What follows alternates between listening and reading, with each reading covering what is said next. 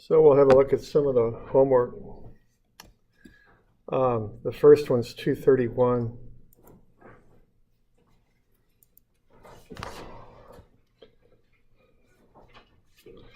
And what you want to do there is some biaxial strain. And what you're given there that you can see are the strains in the x and y directions. Now they're not written down, so you need to figure out what they are.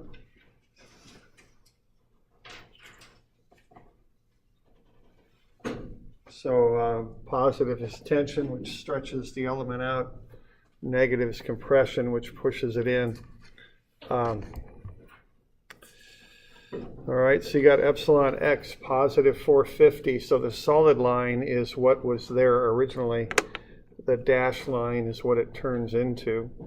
This is kind of a schematic sort of sketch. So what we're doing on this is we're holding that corner and that line constant. Okay, so it's stretching out in the x, plus 450. It's compressing in the y by 90. And then there's a shear strain of positive 510. Positive because this original angle is getting smaller. Okay. So it's just a matter of running the equations there. You've got that element in there at 73 degrees, so you just run the equations with 73 degrees. Remember to double it because the equation calls for 2 theta there. And you just go ahead and double that and run the numbers through, and you'll get 99. That symbol there is micro, which means 10 to the minus 6. So what that's telling you is the normal strain at 73 degrees is 99. Okay, and then you can do that again and do it again for 163 degrees, which is 73 plus 90, or you can use that formula that epsilon x plus epsilon y is epsilon x1 plus epsilon y1. It's just like biaxial stress with a lot of these formulas. They're listed on the back, but they're quite similar to the biaxial stress formulas.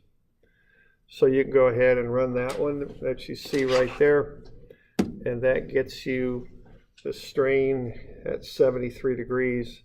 Now keep in mind the difference in the angular convention. This is measured from the horizontal, so that's where the 73 is measured from. Okay. So you can go ahead and do that all over again for 163 degrees.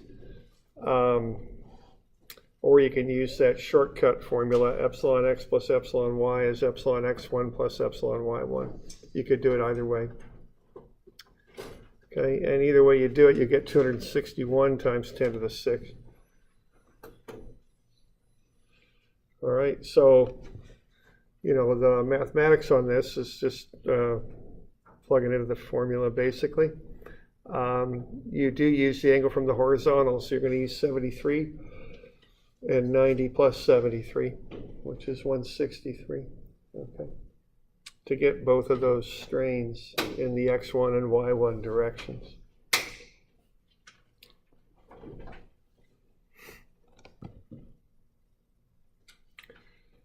All right, and then once you've got them, you also want to find the shear, and that'll be for 73 degrees.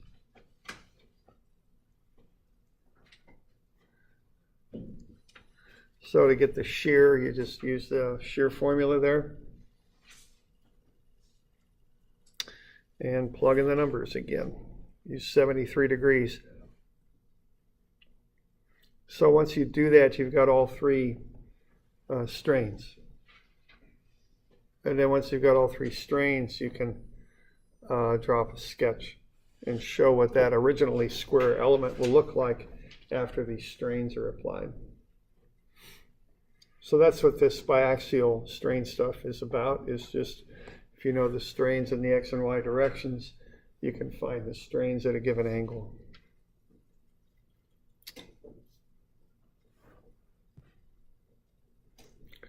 So we got any questions on that?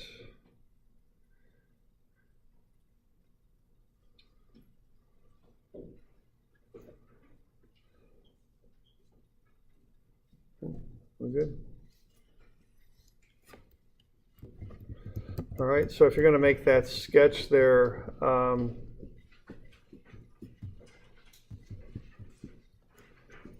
look like that. So in the x1 direction, which is 73 degrees with the horizontal, it's going to get longer by 99 or 98.8 micro meaning 10 to the -6. On the other direction, it gets longer by the tune of 261 times 10 to the -6. I'm out of scale there, but I've got a dimension. That's really what I want.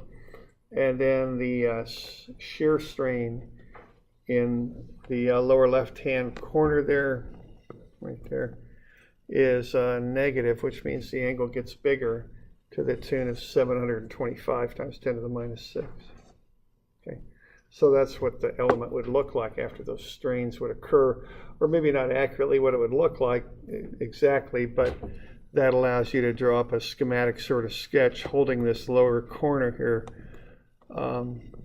set, and then this line set, and then everything kind of deforms off of that. So that allows you to dimension things. Okay. Yeah, question there. For the 510 at the start, how did we know it was positive for the shear strain? Yeah, the 510 initially is positive because that solid line, which represents the original element or plate, whatever it is you're looking at, has been stretched out to the dotted line. So the solid is what's there originally, dotted is what it turns into. And so if that got longer, oh, I'm sorry, my bad. There we go, that's shear. Okay, the shear angle got smaller there. Same thing, solid to the dotted. So with that shear angle getting smaller, that's by convention is positive shear strain. And that comes from the fact that if you apply positive shear strain on the reference plane for stress, if you apply positive shear stress and then have the other two meet in the corners, and I've got that negative, I don't know what I'm doing here, but here we go, positive like that, there we go. And then these other two meet in the corners, what that would do to this element is pull this corner up and that one down. These corners would be pushed in. So if you apply positive shear stress, the strain you get would actually look something like that, and that's lower left-hand angle is getting smaller. So there's a connection there between the sign convention for stress and for strain. So if the dotted line had been going to the left, instead it would have been negative. Negative, right, yeah. So yeah, it's up to you to read that and fill in the signs. Okay. All right. Your sketch on that 70 degree, that one there? Yeah. That inside box, is that the original shape? Right, yeah, the original shape is the square, and then the parallelogram shows what it turns into. Okay. Other questions?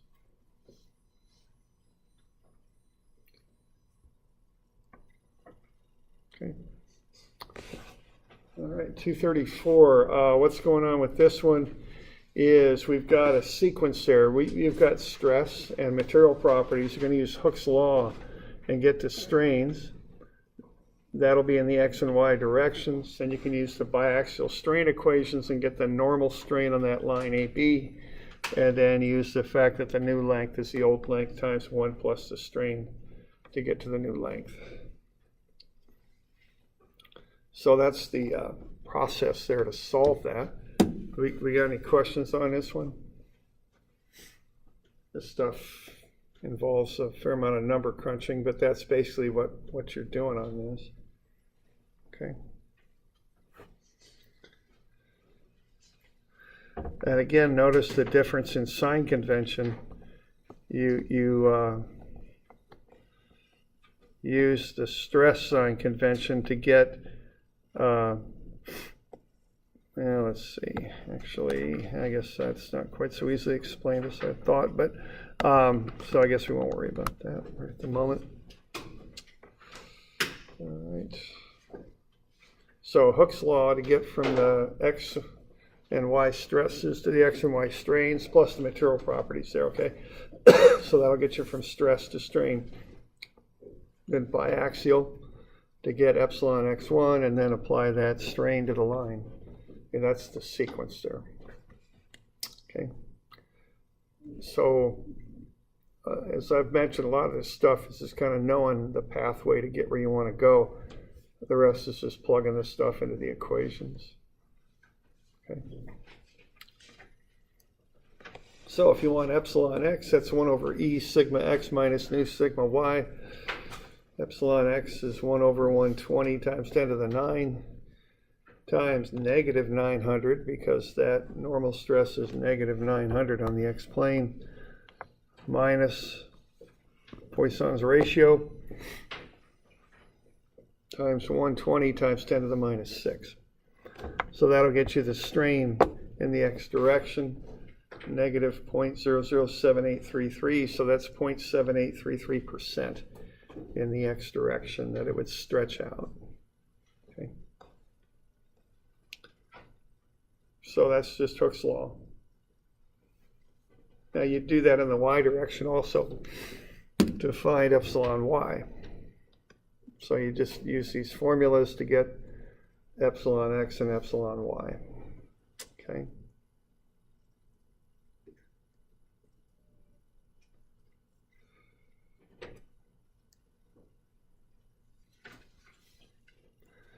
Okay, so you got epsilon x, you can also get epsilon y, that'll come out to be 0.0035. Okay. So we got negative 0.007833 and positive 0.0035. All right.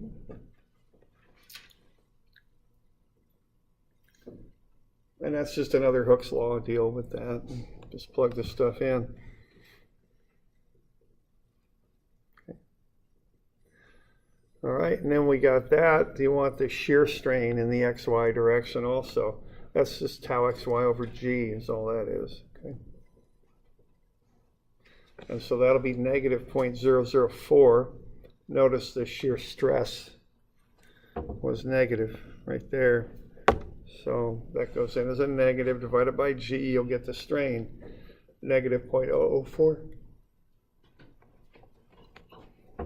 Okay, then you can find the strain at 28 degrees. Just plug into that formula, and you'll get that strain at 28 degrees is negative 0.007, basically 0.00699. So that's going to be the shortening of the line AB by 0.7%. So if you got 3 centimeters and it's going to shorten up by actually, I guess it's 0.699%, you can find the new length. Just a proportion problem, that's all. So I'd use 1 minus that strain times the 3 centimeter length to get the final length, is how I'd do it. Okay.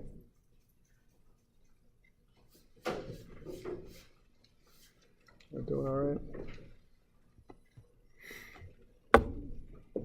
So it says L0 times 1 plus epsilon, but your epsilon's negative, so remember to subtract it. And you'll come up with 2.979 centimeters. That's what you come up with.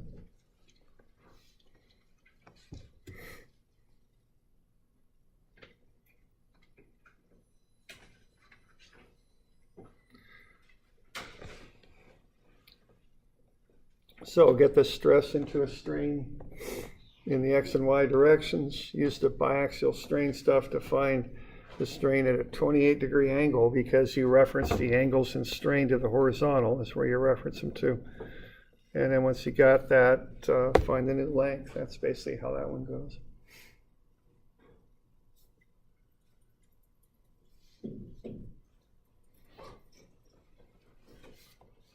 Okay.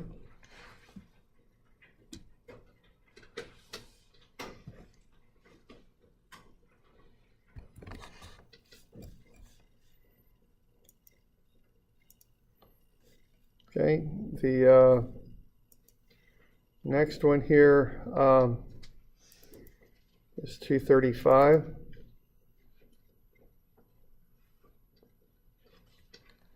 I changed some of the numbers around on that. As a result, there were some numbers that kind of coincidentally, I think, worked out to be the same, if I remember right. So, you know, that's just how that turned out. What the heck I got here? I don't seem to have too much.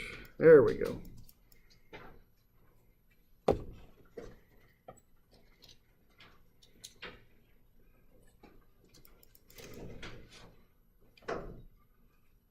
Okay.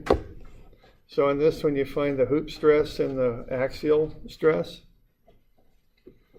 The hoop stress is 384 million. The axial stress is 192 million.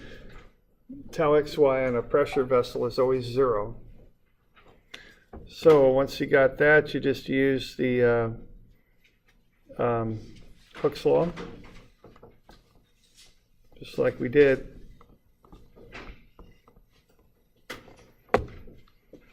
And that'll get you to those strains in the x and y directions. So epsilon x is 0.432, epsilon y is 0.144, gamma xy is 0.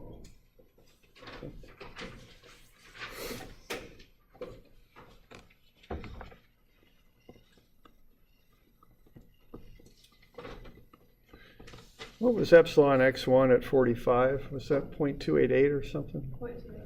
Yeah, okay. And then alpha at 45, was that the 0.144? And that was just coincidence that these two equaled. That was nothing more than coincidence. Okay.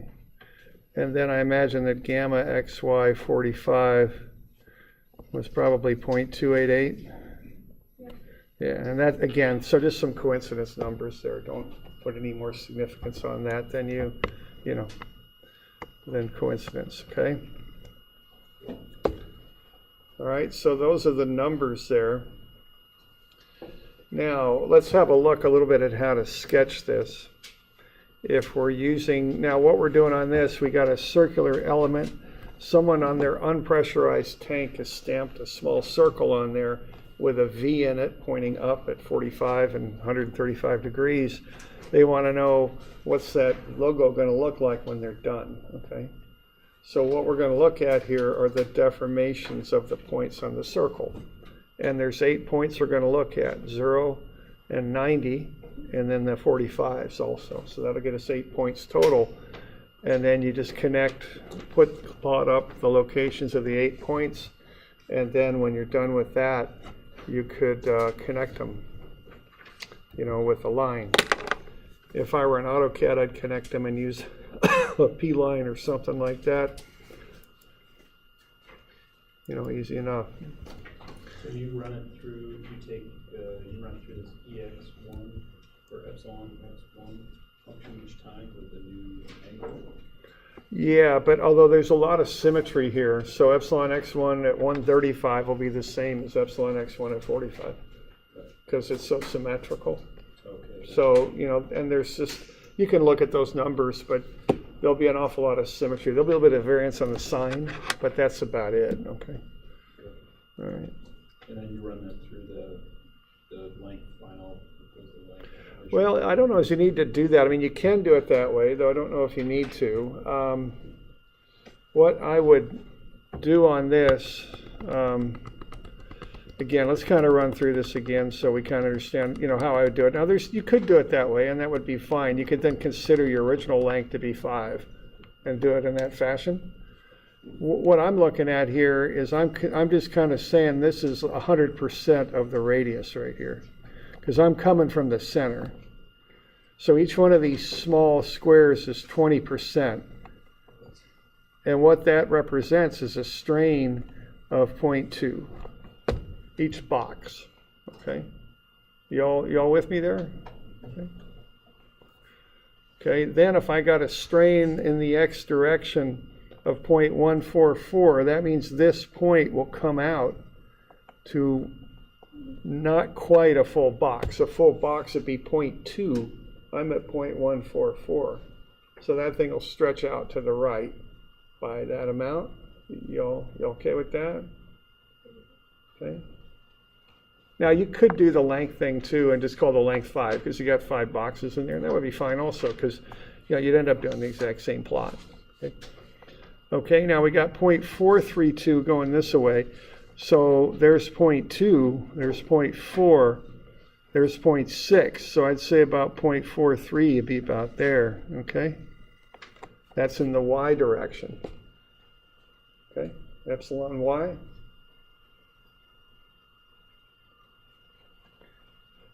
Now the one at 45 is maybe a little bit trickier here.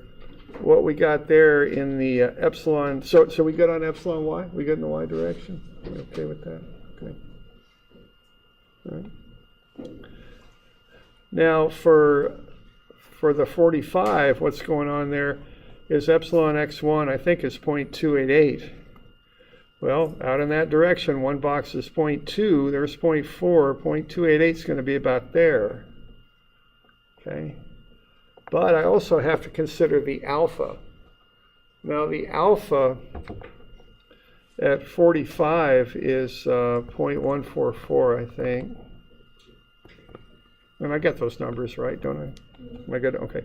So that's gonna, what that's gonna do is cause a rotation. So it's positive, so this line will rotate counterclockwise, so it's gonna go that way. And for small angles in radians, the angle itself in radians is equal to the tangent of the angle.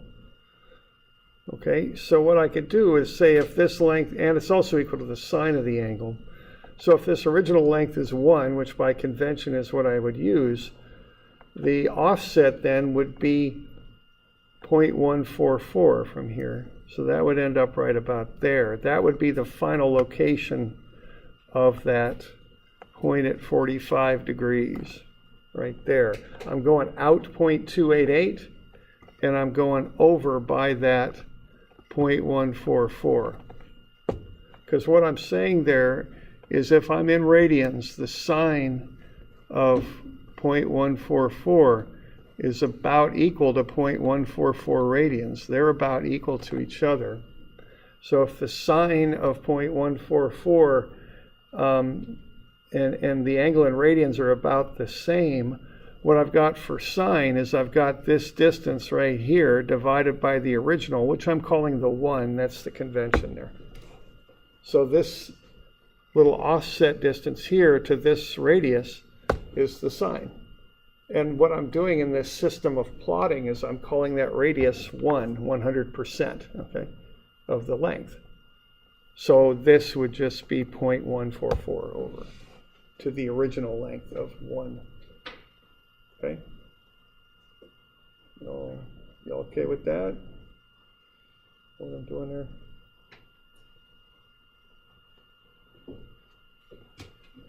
Okay.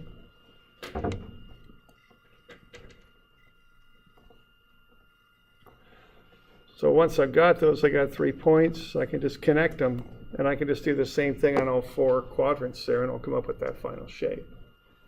Okay. So those epsilons are just increasing lengths. They're stretching out. The alpha angle is an offset at a right angle to the epsilon x. Okay. So it's a, I think of it as an offset kicking out. I don't know what you want to call it. You're going out perpendicular to that line that extends from the center to your first plot of the point. So we're going out there, then we're going to go over perpendicular 0.144. Okay.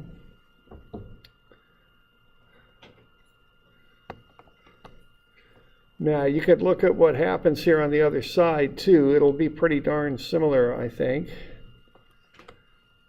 So your final angle in here is going to look like that. It's not going to be 90 anymore.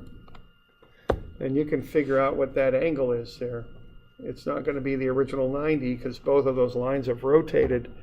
The 45-degree line is rotated counterclockwise. The 135-degree line is rotated clockwise. So that final angle in there will be less than 90.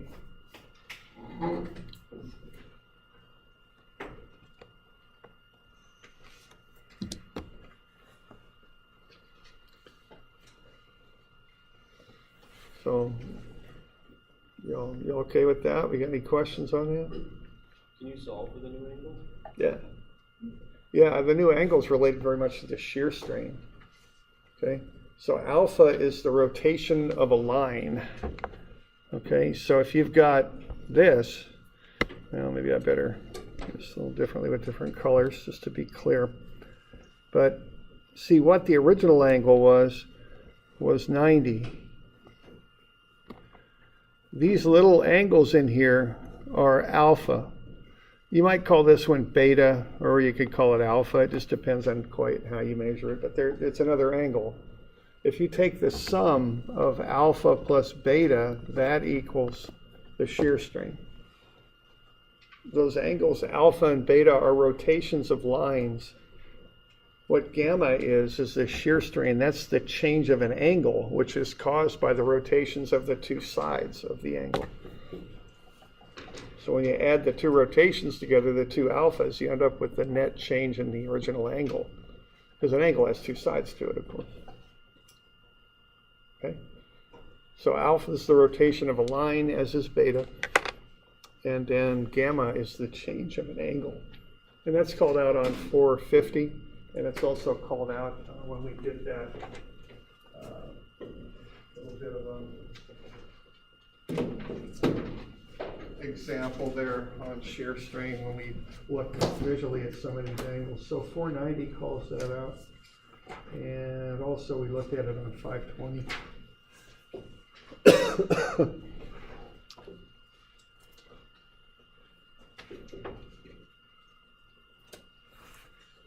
So we doing all right with that?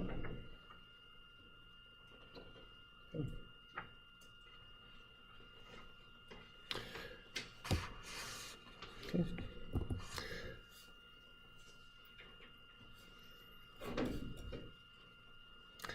All right.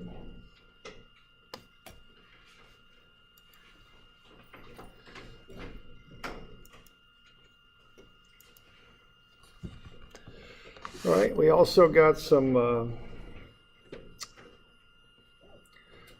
couple pressure vessel problems. Okay, if we're all right with that.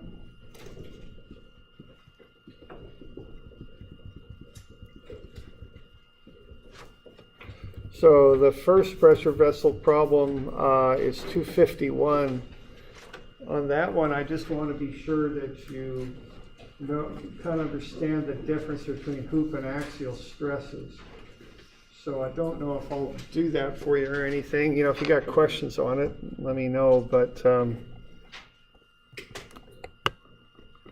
actually, I mean, you know, I'm not going to answer this one too directly because I want you to kind of think that one through and talk to your friends and do all that stuff that people do when they're figuring stuff out. But so what we got there is a pressure tank like that, and I want you to find the stresses on this line and that line. And I don't want you to, you know, I've had people in the past answer this by saying sigma H is this and sigma A is that, but that's not what I'm looking for. That's a step in getting to what I'm looking for, but I want to know what is sigma AB, what's the stress on line AB, and what's the stress on CD, okay? So that's what I'm looking for in your answer.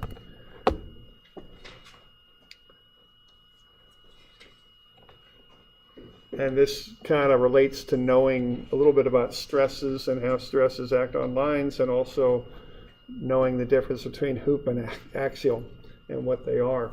And, you know, that's in your, we derived that a little bit. So, you know, that's all in there if you go looking for it. We went through that a bit.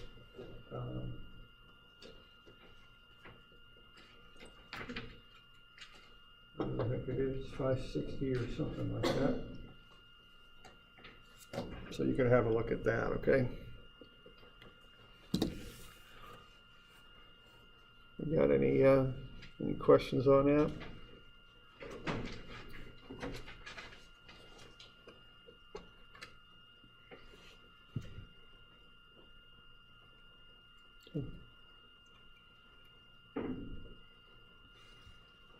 All right. Okay, the last one looks like this. You want to find the axial and hoop stresses and relate those to sigma x and y.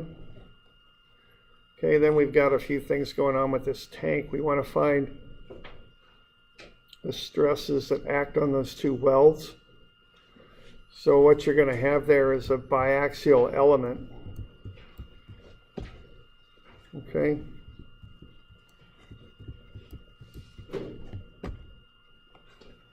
I know that's not the best copy there, but what you do, you find the hoop and the axial stresses. The hoop in this case is sigma y and the axial sigma x. Okay. And, you know, as I mentioned when we were going through the biaxial stuff,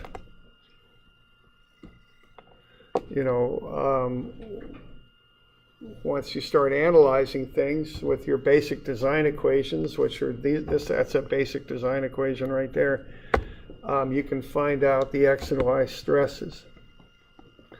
Once you've got those, you can put them on an element and do biaxial stuff.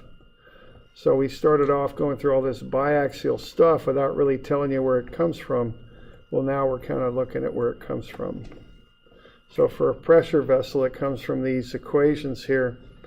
This one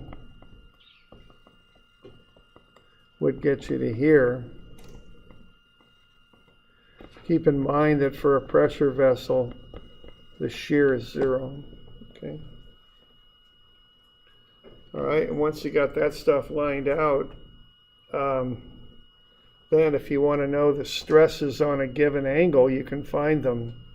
So if you want to find the stress at 50 degrees for this weld number 1, you can just go ahead and find it just by plugging into the formula, again, the biaxial stress formula, okay?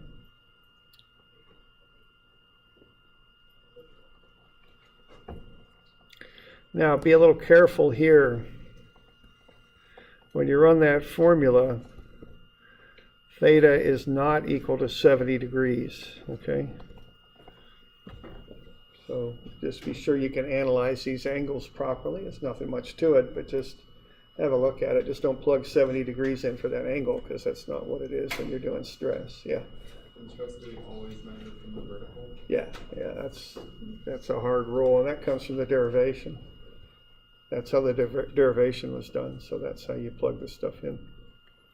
And there's nothing more to it than that. That's just how they did the derivation. Okay.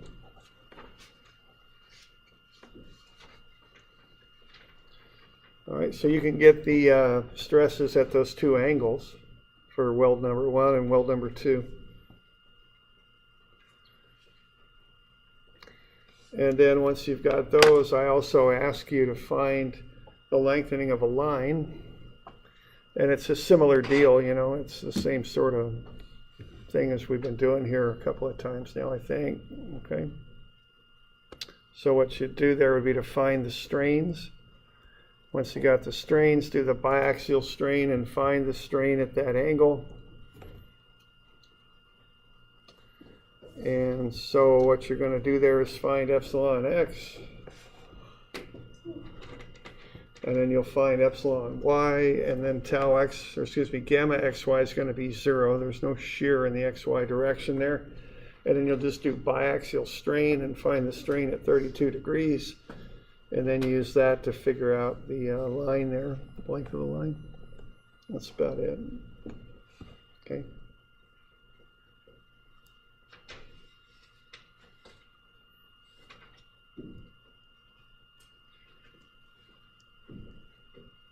Okay. So there's the strain in the x, strain in the y, and the shear strain. And then once you got those, you do the biaxial strain. Now when you're doing strains, you use the angle from the horizontal, not from the vertical, but from the horizontal. Okay. So remember that. There's different sign conventions for stress and strain as far as or not sign conventions, but angular conventions, how you measure the angles. Okay.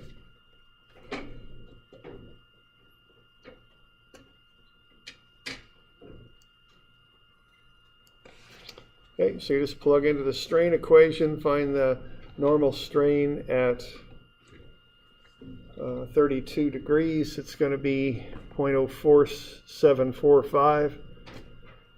and then multiply your original length by 1 plus that.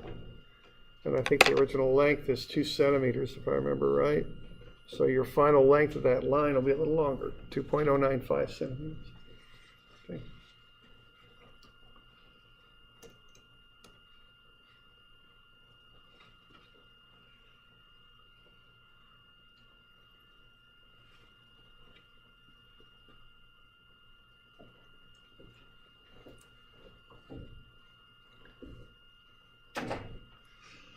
So got any questions on that?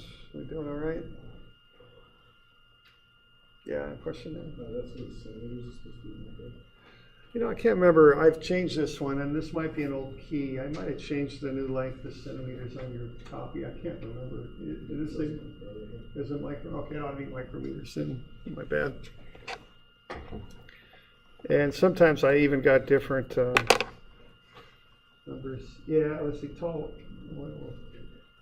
Actually, on page 17A, yeah, okay. On 17A it says centimeters, so that's the problem. It doesn't agree with page 17, I know that. So, you know, whatever, whichever one you want to use is fine. I don't really care.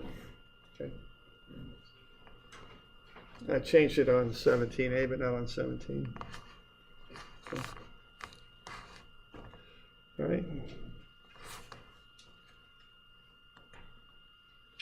Any other questions, comments, any of that?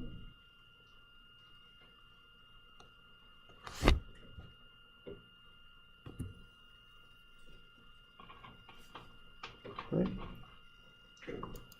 All good?